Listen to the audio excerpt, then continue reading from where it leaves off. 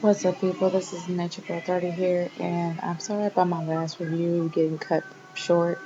For some reason, I don't know why that happened. That's the reason why I'm never gonna use YouTube again, especially when it comes, well, to like recording like the videos on YouTube. I'm just gonna do it on here. But anyway, before I get started on the review, there was something that really bothered me. Well, not really bothered me. I just really want to know what it meant.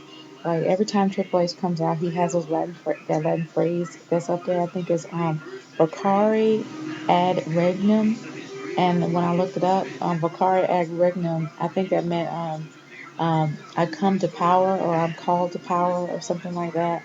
And it kind of does fit with Triple H's persona, so I thought it was kind of cool since it was in Latin and he uses Latin a lot. I actually thought he was going to use Vidi Vidi Vici. I came, I saw, I conquered, but that's been played out, so I understand that. But anyway, moving on to the review. Now, starting off with Triple H coming in there, usually Triple H will have his own little thing to say. He actually promoted, he's going to promote SummerSlam a lot. The only thing that bothered me about that is that he only promoted SummerSlam for Raw. He didn't really do much for SmackDown, and SmackDown really does need the hype. It does need to be pumped up a little bit, especially for SummerSlam. And the only jacked up part about SummerSlam is there's 4 matches. There's 2 from Raw and 2 from SmackDown. So come on, promote SmackDown a little bit more.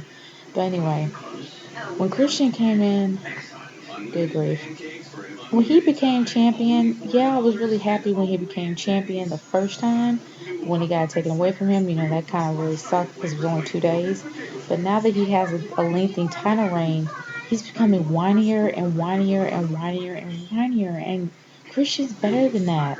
He's Captain Charisma. Why in the world will you have Captain Charisma sit there and whine all the time? It's just, come on, dude. And the fact that he sounded like he was about to cry to Triple H was pathetic. It really did bring down, I mean, it kind of downgraded his championship reign a little bit, and it made me a little disappointed in him. And disappointed that it actually made him into this character. I mean, he's a heel, but he's a whiny one. I mean, come on, dude. But anyway, he had his match with Sheamus, and I'm really trying to understand why they had this match because this was pretty much pay-per-view material. I mean, they're not entirely equal, but that was a decent match. I happen to like it, and if Christian didn't walk out cowardly the way he did, it would have been a decent match on a pay-per-view.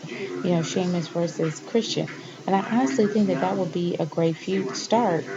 But now that Sheamus is a heel, I don't know. It probably wouldn't be as great of a feud as it would have been if he was a heel.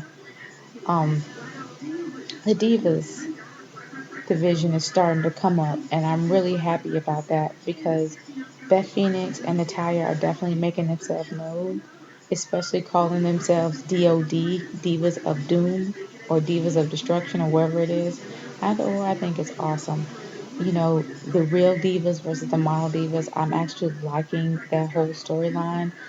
Because it's starting to bring up the divas division a little bit, and it's making them look less like, you know, princess models instead of, actually being what they are, wrestlers. And I'm actually liking this entire thing. And Beth Phoenix practically dominated all those divas. I'm liking it. I really am. And I cannot wait to SummerSlam to see her get the divas title. Because she looks like she's an actual divas champion. I can't really say the same, but Kelly looks like it's pretty much handed to her. But the other matches, I don't know. Like the Intercontinental Championship match, I'd rather see that on a pay-per-view than see that on SmackDown. But don't get me wrong, I'm loving anything that's free, so I am not complaining. But honestly, the match wasn't believable to me because Big Zeke gets dominated by little Cody. Really? I mean, don't get me wrong, Cody got skills, and the match was pretty interesting. But it's just that I guess I find it hard to believe seeing how that Zeke kind of pulled out a Super Cena move and just sat up like nothing was wrong and beat the crap out of Ted DiBiase. And I mean, that's the reason why it made it kind of unbelievable to me. Because if he was able to do that, then he was able to literally get up from that count. Even though, yeah, he got kicked in the back of the head and kind of made him daze a little bit. I still think that he could have kicked out of that move that Cody did to him, and he actually would have won. But anyway, it is what it is. Cody is now the new IC championship. Congratulations, Cody Rhodes. Gosh, I'm so happy that that dude that kept making those corny puns, I forgot his name because his name is that forgettable. He finally got buried. He finally had his match, but he was buried. Buried by Mark Henry. Way to go, Mark. And I don't even like you, but I'm happy you were able to shut that guy up because he got on my nerves. Oh my goodness.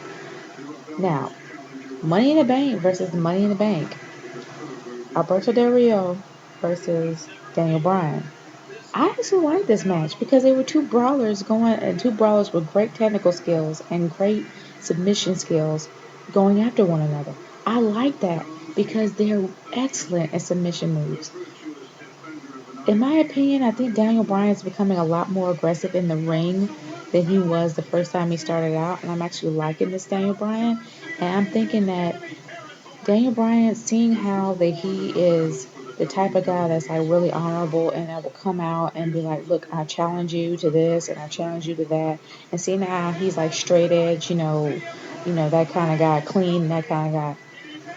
If he does cash in his Money in the Bank in WrestleMania, it's probably going to be a fair fight, and he's probably going to make it to where the guy that whoever wins the title, who he wrestles against, is going to be in 100% shape and is going to be a decent match. I don't see him winning. He's going to probably be the first in history to lose after cashing the Money in the Bank, but it's going to be an honorable way. I would have a lot of respect for him when he does that, but if that does happen, I have a gut feeling he's going to probably go heel, which I think would probably be preferable for Daniel Bryan to make him a little bit more interesting. I think that his heel turn would actually be more entertaining, especially for his character. But anyway, Alberto Del Rio wins. That's a good one, which means he's gonna probably cash in sooner or later. But anyhow, one of the matches that I have been trying to figure out why it kind of happened is the last match of the night. Now, I really don't understand why this match was the match of the night the way it was. Um, for crying out loud. Jinder Mahal and Jinder Mahal shouldn't even be out there. He shouldn't even be anywhere involved in this. Why did he come out? And not to mention that the Great Khali should have came out with his own music. Why did he come out with Jinder Mahal's? Jinder Mahal's not doing anything. He's actually becoming a waste of space. Not to insult him or anything. I'm just saying, like, as a wrestler, he's not doing anything. He's just coming out in a suit. He's not wrestling. He's showing off whatever fake money he does not have. And he's trying to act like he's in control of the Great Khali when he's not really doing anything. Why is he there? He's just wasting space. But Randy Orton, I'm not going to deny the fact that he has definitely stepped up in some of his skills, and it's kind of noticeable now that he's losing his teeth. He kind of has a whole Chris Benoit thing going with no front teeth, but it's just like it's funny how he's getting crazier and crazier and crazier every single time he fights. Especially when he doesn't move and he laughs like maniacally, like and he shows his big, like his two missing teeth. But I gotta give it to Randy. Randy is starting to improve a little bit when it comes to his skills. And I still don't really see him as a face. I still see him as a heel because he's just that freaking crazy. But the one thing that kind of messed things up for me was when Christian kind of came out saying, "Oh, I can't wait till SummerSlam because things are gonna change." How many times have we heard that? How many times have we heard that? And then what really changed really sucked. Because usually if something's gonna be awesome, they usually come out and say it. They don't really hold back, and it gets you crunk for SummerSlam, because SummerSlam is on Sunday. Why do you have to wait? You can just up and tell us what's going on, and which lets me know that whatever's going to happen with Christian is going to really, really, really suck. And before I close out for the night, Oksana, why? Why? I do not like Oksana. I really cannot stand her. I know she was on NXT or whatever reality show it was, but Oksana gets on my nerves, especially when she's coming out in the cat suit. The whole premise now of the divas becoming more dominant, I mean, she's literally bringing them down to nothing. And why in the heck is she wearing that catsuit with that fake black hair? I mean, ridiculous. And you're flirting with somebody that's old enough to be your dad or your grandfather. It's ugh. It's gross. It's just as gross as when Trish Stratus was flirting with Vince McMahon. Ugh. But anyway, um, I guess I have to give this my grade for the night for SmackDown is gonna probably be maybe a C minus, and the reason why I'm doing that is because some of the matches were not believable, especially, and I know I didn't talk about this, the Sin Cara match. It was a given that I don't know, is it just me or is Sin Cara a lot taller? Was he a lot taller in that match? I thought Sin Cara was a little bit shorter, like almost maybe 2 or 3 inches above Rey Mysterio. But he looked really tall. It did not look like him at all. And he looked like he did gain a few pounds. And he was a little bit bulky, but it just did not look like Sin Cara. I don't know. And I guess that didn't really seem believable to me. And also, the IC championship match was definitely not believable to me because for crying out loud, Ezekiel wouldn't be able to kick out something.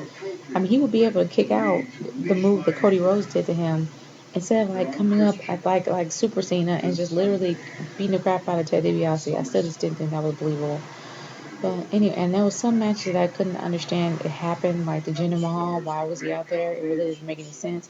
And some of the matches were pay-per-view worthy. So having them free would not be beneficial to SmackDown because SmackDown really does need as much promotion as they can get. So yeah, I have to give it a C minus for the night. But anyway, if you agree with me, by all means leave a comment down below. If you like what I'm saying, subscribe to my channel. Um, if you want to leave a video response, go ahead. I love to hear feedback. I love to hear responses. Well, this is the Nature Girl 30 here, signing off. Have a good night.